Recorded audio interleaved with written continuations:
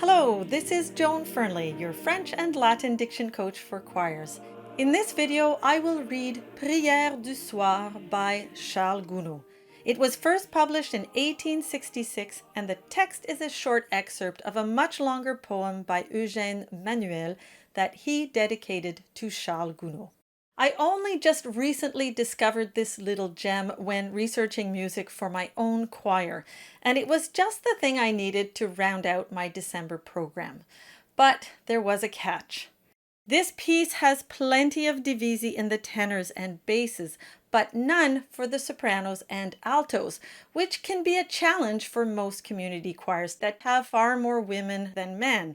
So I wrote my own version to suit my choir while still staying as faithful as possible to Gounod's original. This score and practice tracks are linked in the description box below, along with all my sources and any corrections or additional information that might come up after I post the video.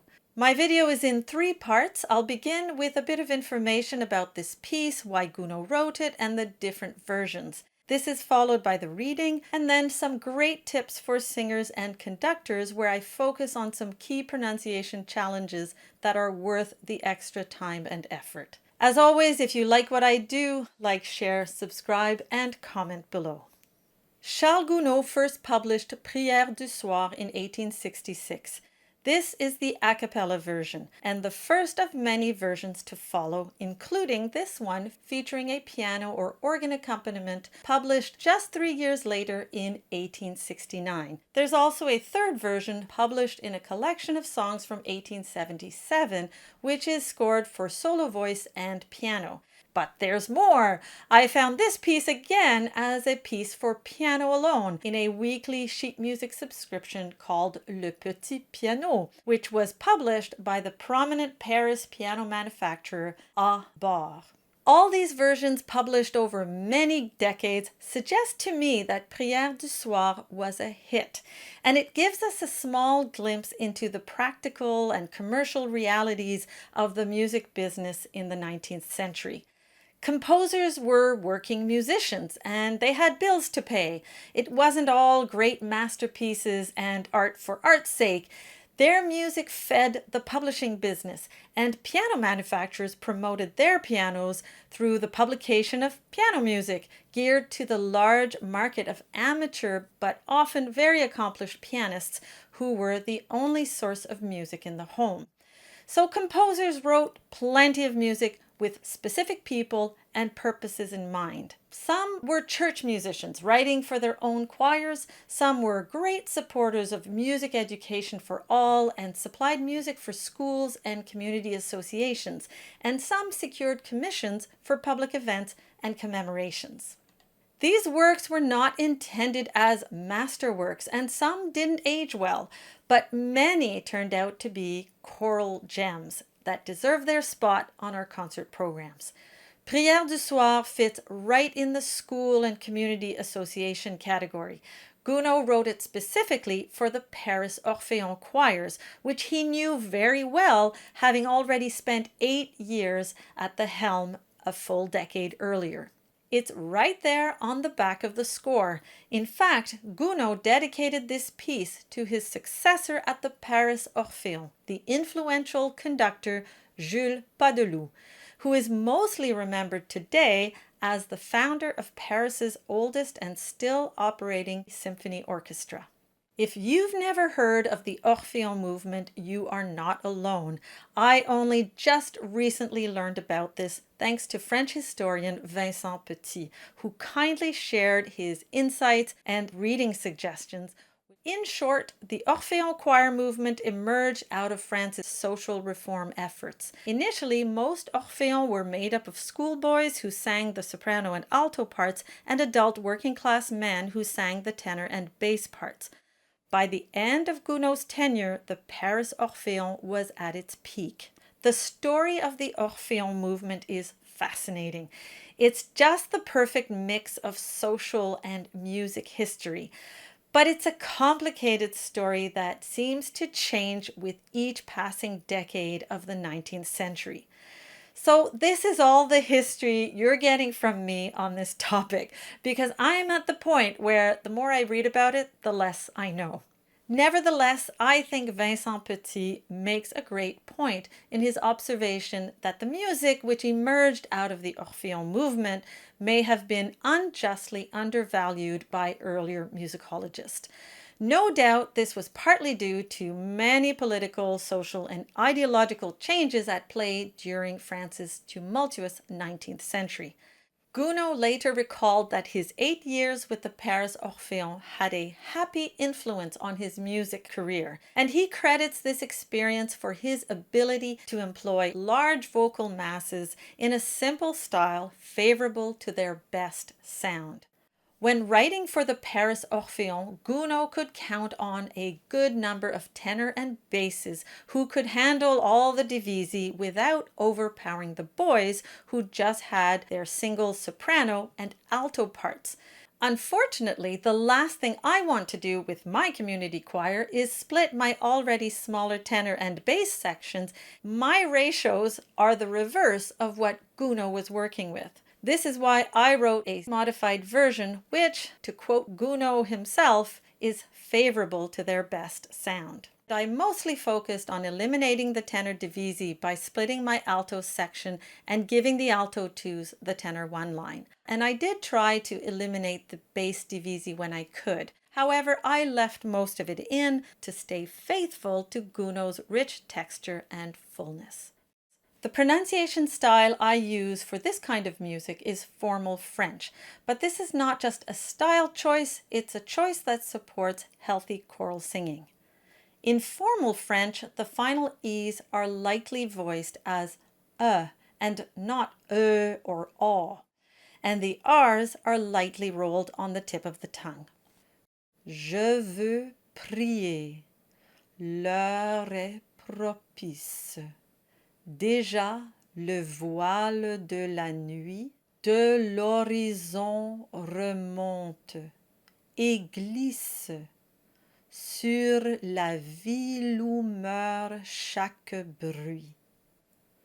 Je veux reporter ma pensée vers l'image trop effacée d'un Dieu qui n'a pas de rigueur et rallumé par la prière quelques rayons d'une lumière qui s'éteint dans mon cœur. Post-production Joan here, I skipped the word presque. This line should read, qui s'éteint presque dans mon cœur. Hélas, prends ton vol, ô mon âme, entr'ouvre tes deux ailes. Tout semble t'inviter, le temps, l'heure et le lieu. Soulage les ennuis, qu'en secret tu recèles. Les hommes ont le jour, le soir est fait pour Dieu. Note that there's an optional liaison between homme and on. You could say, les hommes ont le jour. My choice is to leave it out because it comes up right at the end of a musical phrase, and I think two back-to-back buzzing liaisons might just sound too busy for the soft landing we're going for. This song is full of examples of the oo, u, and sounds. These are all very challenging for English choirs, and they often all get conflated into a generic oo sound. So this song is a great opportunity to take the time to work on making these sounds very distinct and truly French. We'll start with the familiar oo sound, as in who or you. This is a very pure sound. A sung oo is placed much higher. The lips are, of course, rounded, but it should actually feel more like you're rounding around the nose, with the front of the cheekbones coming together. ou. In our song, there are 6 words with ou.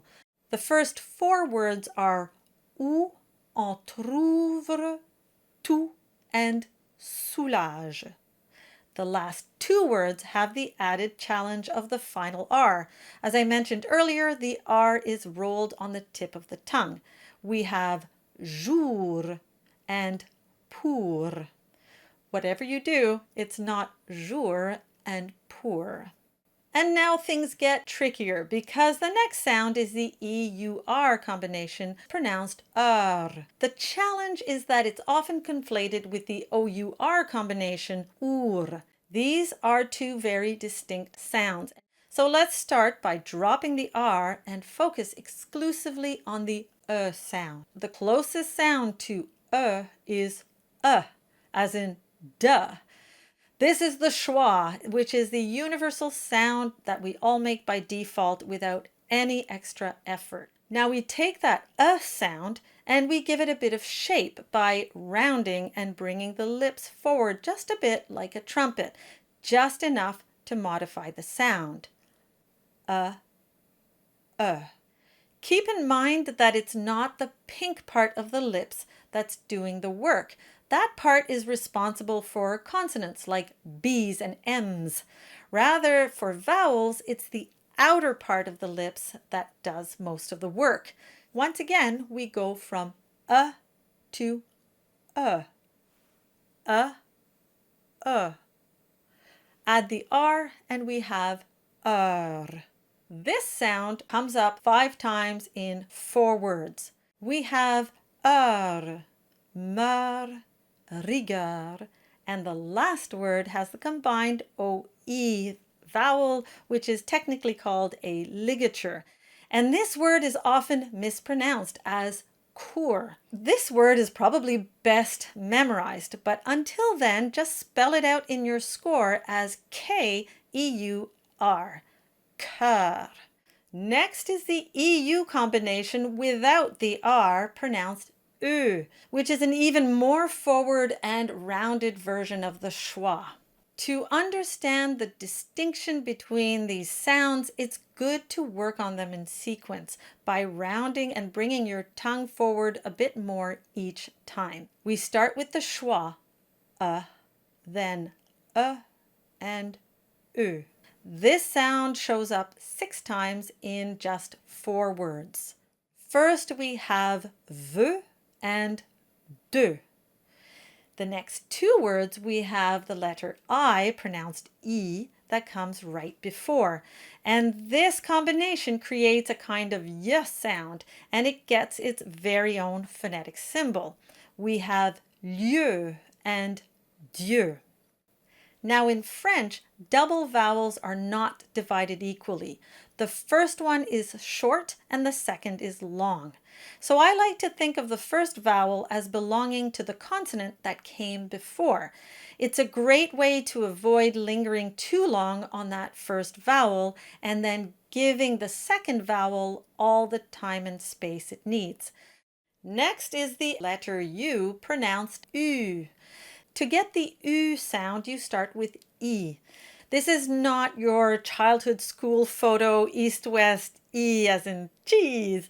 We need to get our tongue involved and keep our mouth relaxed. The tip of the tongue is stuck to the back of the bottom teeth and we curl the tongue forward. E. Now to get the U, we round like a trumpet, much like we did for U. In fact, the main difference between U and U is the more intense forward curl of the tongue that's needed for U. The U vowel shows up 5 times. We have sur, rallumer, une, lumière, and tu. To complicate things, we also have a few more words with the UI combination, which has its very own phonetic symbol, and it's voiced as oui, not to be confused with we.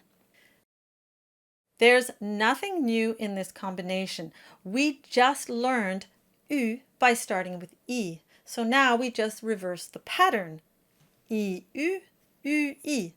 And just like before, the first sound U is short and the second sound I is long. Oui. You may be relieved that this sound appears only 3 times, but there's a catch. We have nuit, bruit, and ennui. And it's this last word that will likely be the most challenging word probably in the whole song. And this is because it has made its way into English with its own anglicized pronunciation, ennui, as in, the only horrible thing in the world is ennui. This pronunciation might be correct if you're quoting Oscar Wilde, but it's not French. The trick for getting the correct pronunciation is to imagine you're combining 2 words, en and nuit that we just saw a minute ago. Ennui, ennui. And before I wrap it up, I just want to mention the A sound, which appears as the E with an accent, the tiny ET word, and verbs ending in ER. But most importantly, the biggest pitfall in this category are the words where the accented E is followed by a final E. The A sound does not have a diphthong. It's not A.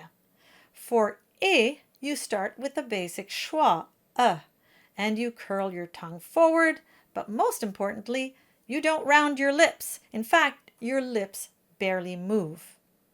It's to E. This vowel comes up 12 times in 8 words. The first 4 on the list begin with the tiny word E. Then we have 3 verbs ending in ER, prier, inviter, and rallumer. Next on the list are 4 words with the accented E. The first 2 are straightforward, déjà and hélas. But I saved the last 2, the challenging ones, for the end, because if you're not paying attention, you will end up with a diphthong. And the reason for that is that English speakers usually open too much when voicing the A sound. And then they stretch it out for the added schwa, and just to exaggerate, you end up with something like penser. Now, the only cure for this is taking it slowly, 1 sound at a time, without opening your mouth as you might for ah. Penser. Penser. Effacer. Effacer. Well, there you have it, Prière du Soir by Charles Gounod. Thank you for watching. Please like, share, subscribe, and comment below. And don't forget to check the description box for all the links, my sources, any corrections, or additional information that might come up after I post the video. Again, thank you for watching, and I will see you in the next video.